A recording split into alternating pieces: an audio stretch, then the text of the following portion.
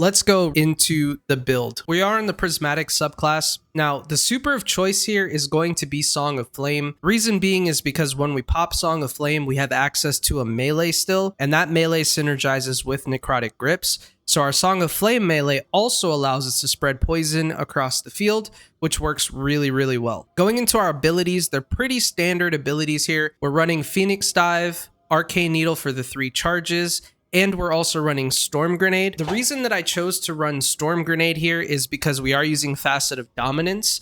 So the Storm Grenade allows us to jolt targets that it hits, but also when we pop Prismatic, we get a Void Grenade, which allows our grenades to weaken targets. So this synergizes really well with both of our grenades that we have access to. Now, going into our aspects, we are running Hellion as well as Feed the Void. Now, I did test this out in other ways. I ended up using Threadling Grenade and changing Hellion out for Weaver's Call. However, it didn't feel like it synergized too well, and it felt a little underwhelming compared to other builds that I've tested and used. So I kind of landed on this one because it felt the best and it also handled the content the best as well. But hey, if you guys want to try it out the other way, give it a shot and let me know in the comment section below if it works better for you or if you like this version the best. Now, going into our fragments, we kept it pretty simple here. We're running Facet of Grace so that way our kinetic weapons grant bonus Transcendence energy. And as you saw in the showcase, we got our Transcendent bar filled pretty dang quick. Next, we're running Facet of Courage, so our Arc, Solar, and Void abilities deal increased damage to targets afflicted with Darkness debuff.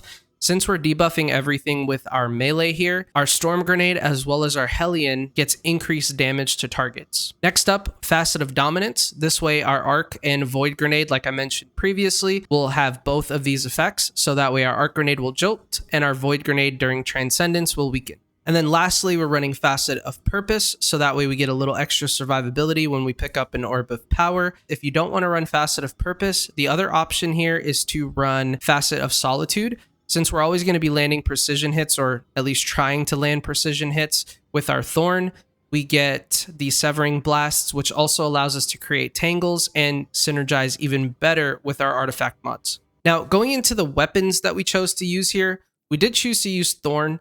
I tested this out with all of the Sorrow weapons. Necrochasm, I probably would say, is the worst one. And then we also tested out Osteostriga. Osteostriga is probably one of the top contenders here to Thorn, but when I was using it, it kind of felt like I was tickling enemies, and it felt a little underwhelming compared to how I remember it from back in the day. So I don't really use Osteostriga with this. I think Thorn is definitely the way to go. But you can try out both options and see which one works best for you. Next up, we are using Returned Memory. I love this sidearm. It is probably one of the best micro missile frame sidearms that I've had the opportunity to use, and it works really, really well with this build. And it also synergizes with the artifact mods that we chose to use. However, you can switch this out for anything that you want. For instance, if you don't have a combat bow for your heavy slot, you can choose to use a scout rifle or a pulse rifle in this slot to handle barrier champions. Now, lastly, for our heavy slot, I do highly suggest attempting to get a combat bow.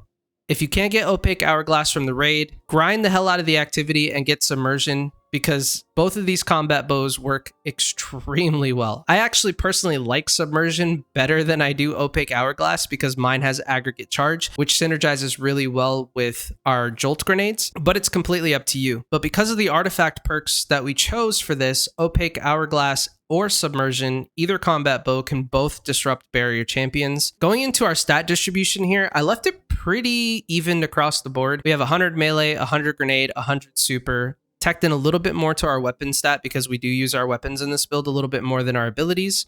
And then we have 50 class. Having a low class stat in this really doesn't matter too much. The ones that you want to focus on the most here is having at least 100 melee and 100 super, and having as high of a weapon stat as possible. Now, let's talk about the artifact synergy. First things first, if you're using the combat bow, you definitely want to take anti-barrier bow, because all of the bow perks on the artifact synergize with combat bows. Next up, we're using Light Forged Lead. Kinetic weapons gain increased ammo generation, and then if we collect an Orb of Power, we get even more increased ammo generation for a short duration. This allows us to put a bunch of bricks on the floor. The other perk that we're using is That Fresh Bullets Smell. So picking up an ammo brick gives you kinetic weapon increased damage for a short duration.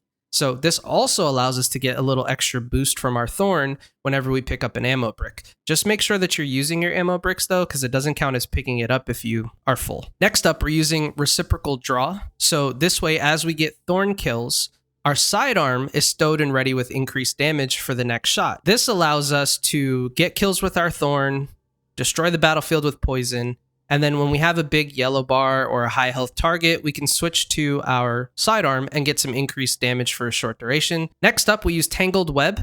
This works really well too. Anytime we create a tangle by defeating a strand debuff target, so we hit them with our melee and then we defeat them, it creates a tangle. Then we get a suspending burst that suspends everything in that area or vicinity where the tangle was created.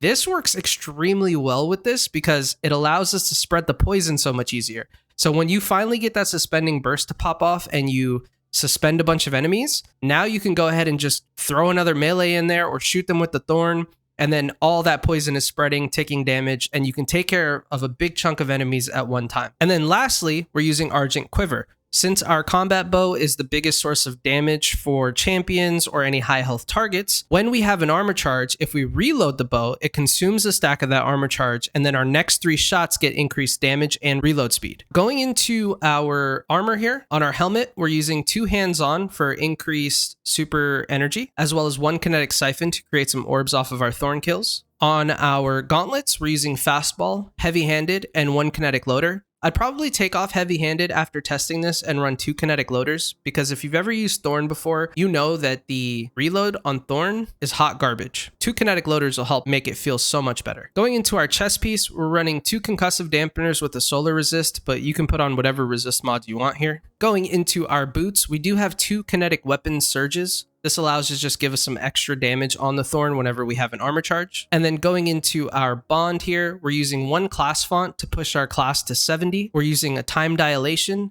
and we're using 1 outreach, so that way every time we use our class ability, we reduce our melee cooldown even more. Now, the last thing that I do want to point out for this build is armor.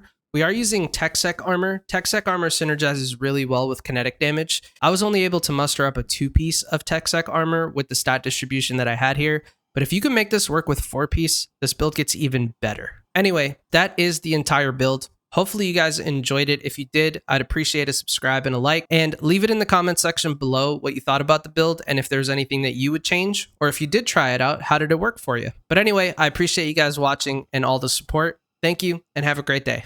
Goodbye.